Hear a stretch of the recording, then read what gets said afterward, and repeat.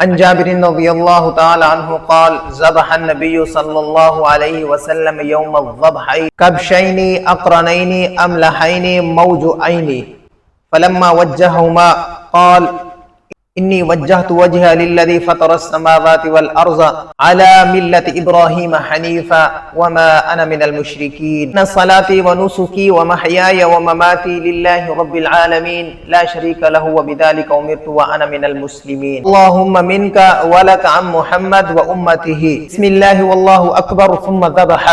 رواہ احمد و ابو داود و ابن ماجہ والدارمی روایت لأحمد ابو داود والترمذی ذبح بیدہ وقال بسم اللہ واللہ اکبر اللہم هذا عنی وعمن لم یضحی من امتی۔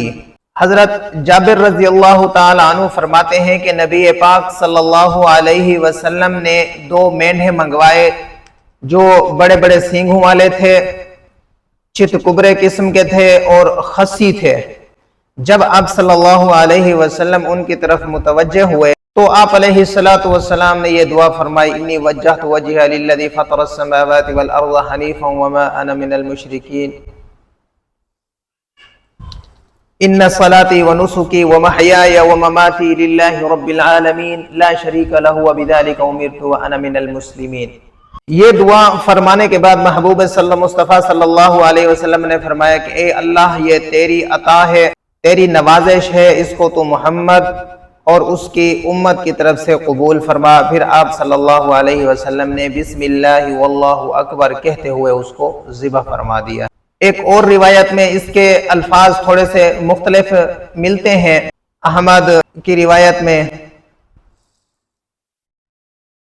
ابو داود اور ترمذی کی روایت میں تھوڑے سے الفاظ اس انداز میں بھی آتے ہیں۔ ذبح بیدہ، آپ صلی اللہ علیہ وسلم نے اپنے ہاتھ سے ذبح کیا اور فرمایا بسم اللہ واللہ اکبر، اللہ کے نام سے شروع کرتا ہوں جو بڑا ہے۔ اس کے بعد جو آپ صلی اللہ علیہ وسلم نے دعا فرمایا وہ فرمایا اللہم ھذا عنی وعمن لم یضحی من امتی، اے اللہ یہ میری طرف سے ہے اور میری امت کے ان لوگوں کی طرف سے ہے جنہوں نے قربانی نہیں کی، یہ الفاظ آتے ہیں۔ اور اس حدیث مبارکہ میں جو الفاظ آپ صلی اللہ علیہ وسلم نے بیان فرمایا وہ فرمایا کہ اللہم من کا، اے اللہ یہ تیری عطا ہے، من محمد اللہم من کا، یہ اللہ یہ تیری طرف سے ہے، لا کا تیری عطا ہے، عن محمد و امتہ، محمد صلی اللہ علیہ وسلم اور اس کی امت کی طرف سے۔ اور وہاں پر آپ صلی اللہ علیہ وسلم کے الفاظ یہ آتے ہیں کہ یہ اللہ یہ تیری طرف سے ہے، یہ محمد اور اس کی امت کے ان لوگوں کی طرف سے جو قربانی نہیں کر سکتے۔ حدیث مبارکہ حضرت جابر رضی اللہ تعالیٰ عنہ کی روایت ہے کہ اس میں رسول اللہ صلی اللہ علیہ وسلم نے 2 مینڈھے منگوائے، خسی تھے، سینگدار تھے اور کبشین چت کبرے تھے۔ اس حدیث مبارکہ میں 2 چیزوں کو ہائی لائٹ کیا گیا ہے، بیان کیا گیا ہے۔ ایک تو یہ کہ محبوب مصطفیٰ صلی اللہ علیہ وسلم نے کس طرح کے مینڈھے ذبح کیے، کتنے مینڈھے ذبح کیے، تو وہ بتا دیے 2 مینڈھے تھے اور وہ کیسے تھے، وہ خسی تھے، وہ چتکبرے تھے۔ چتکبرا اسے کہتے ہیں، املحین اسے کہتے ہیں کہ جس میں سیاہی اور سفیدی مشترک ہو۔ ایسی ہماری حدیث سے پیچھے ہمارے درس میں یہ حدیث گزری ہے کہ حضرت امی عائشہ صدیقہ رضی اللہ تعالی عنہا سے روایت تھی کہ رسول اللہ صلی اللہ علیہ وسلم نے فرمایا کہ میرے لیے ایسے مینڈھے لاؤ جن کے پاؤں میں سیاہی اور سفیدی مکس ہو، جن میں پیٹ میں سیاہی اور سفید، جو بیٹھتا سیاہی میں ہو یعنی پیٹ کا نچلا حصہ سیاہ ہو اور باقی حصہ سفید ہو، جو دیکھتا سیاہی میں ہو یعنی اس کے آنکھوں کے جو حلقے ہیں وہ بھی سیاہ ہوں۔ تو اس طرح کا مینڈھا آج کے دور میں بہت خوبصورت اور قیمتی مانا جاتا ہے اور اس کا اچھا خاصا ریٹ ہوتا ہے، اس کے رنگ کا، اس کی خوبصورتی کا۔ عائشہ رضی اللہ تعالیٰ عنہ فرماتی ہیں کہ یہ وہ مینڈھے لائے گئے تو مجھے فرمایا کہ عائشہ چھری لاؤ، میں نے چھری لائی، فرمایا کہ عائشہ اس کو تیز کرو، میں نے تیز کیا۔ پھر آپ صلی اللہ علیہ وسلم نے اللہ کا نام لے کر اس کو کروٹ کے بل لٹا کر اپنا پاؤں اس کے اوپر رکھ کر ان کو ذبح کر دیا۔ یہ بات تو ہماری پچھلے درس میں گزر چکی ہے۔ یہاں پر ایک اور صفت مینڈھوں کی یہاں بیان کی گئی جو وہاں نہیں موجود بیان کی گئی تھی، وہ یہ تھی کہ وہ موجوعین، وہ خسی مینڈھے تھے۔ موجوعین یہ خسی کو کہتے ہیں، جانوروں میں خسی ہونا کوئی عیب نہیں ہے بلکہ یہ اچھا ہوتا ہے۔ ایسے جانور موٹے ہوتے ہیں، فربا ہوتے ہیں، تازے ہوتے ہیں اور ان کے گوشت میں لذت ہوتی ہے۔ اس حدیث مبارکہ میں دوسری چیز جو آپ صلی اللہ علیہ وسلم نے امت کو درس دینے کے لیے ہائی لائٹ کیا ہے وہ نیت کا ہونا ضروری ہے۔ نیت خالص ہونی چاہیے، اللہ کی رضا کے لیے ہونی چاہیے۔ اس نیت میں اللہ کی ذات کے سوا کسی اور کو شریک نہیں کرنا چاہیے۔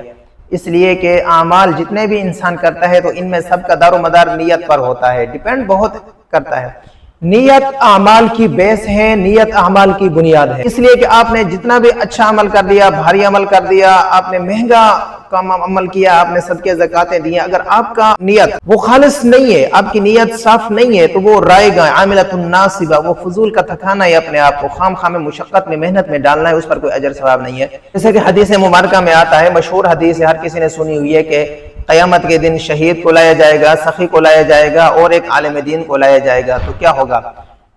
وہ سب کے سب جہنم میں کس لیے جا رہے ہوں گے؟ اس لیے کہ ان کی نیت خالص نہیں تھی دنیا میں۔ شہید اس نیت سے جہاد کر رہا تھا کہ لوگ مجھے واہ واہ کہیں کہ بڑا شجاعت مند دلیر تھا، بڑے تمغے تھے، بڑا نام نشان تھا میرا اس کا زمانے میں، جرأت اور بہادری کے قصے سنائے جائیں، سو تمہارا وہ کام ہو گیا۔ اللہ تعالیٰ فرمائیں گے کہ فرشتوں جاؤ اب اس کو جہنم میں ڈال دو۔ جس جرأت اور شجاعت کے لیے یہ لڑا تھا اس کو دنیا میں وہ داد مل گئی، اب ہمیں اس کی ضرورت نہیں ہے۔ عالم دین کو بھی اسی انداز میں فرشتوں کو اللہ تعالیٰ کہے گا کہ اس نے اس لیے خطیب کہیں بڑا علمی آدمی ہے، یہ بڑی علمی شخصیت ہے، تو لوگوں نے تم کو دنیا میں کہہ دیا، علامہ کہہ دیا، فہامہ کہہ دیا، تجھے لقب القاب بھی مل گئے، تمہاری واہ واہ ہو گئی، اب ہمیں تمہاری ضرورت نہیں ہے، جاؤ اس کو بھی جہنم میں ڈال دو۔ سخی کے بارے میں بھی یہی کہا ہوگا کہ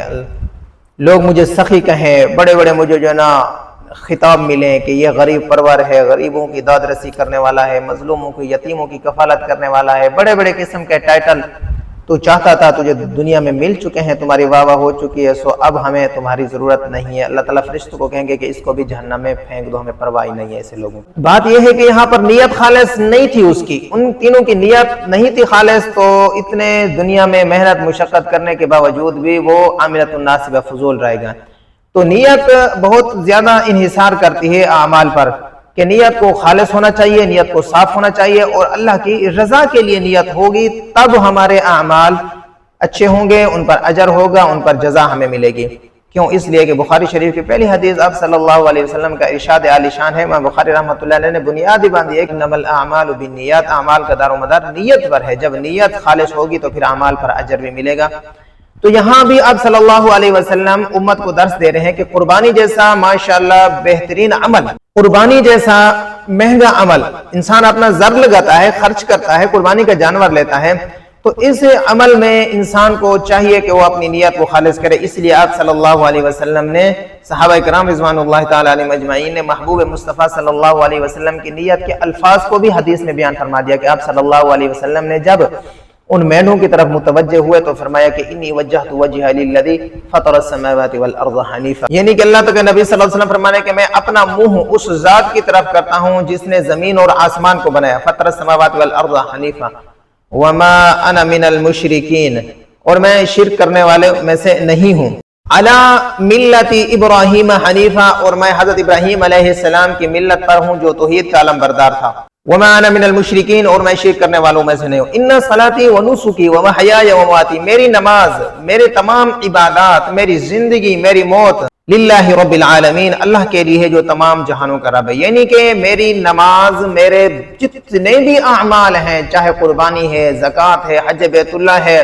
سخاوت ہے، ذکر اذکار ہے، سجدے ہیں، نمازیں ہیں، قرآن کی تلاوت ہے، یتیم پروری ہے، غریبوں کو کھانا کھلانا ہے، مشکل کسی کی ضرورتوں کو پورا کرنا، جتنے بھی میرے نیک اعمال ہیں وہ سب کے سب کس کے لیے ہیں؟ وَمَحْيَا وَمَمَاتِي لِلَّهِ رَبِّ الْعَالَمِينَ، جو تمام جہانوں کا رب ہے، صرف اس کی رضا کے لیے ہیں، یہ صرف اسی کے لیے ہیں اور اس میں کوئی اور نہیں ہے۔ نہ مجھے کسی سخاوت کی داد کی ضرورت ہے، نہ کسی لوگوں کی واہ واہ کی ضرورت ہے، نہ کسی لوگوں کی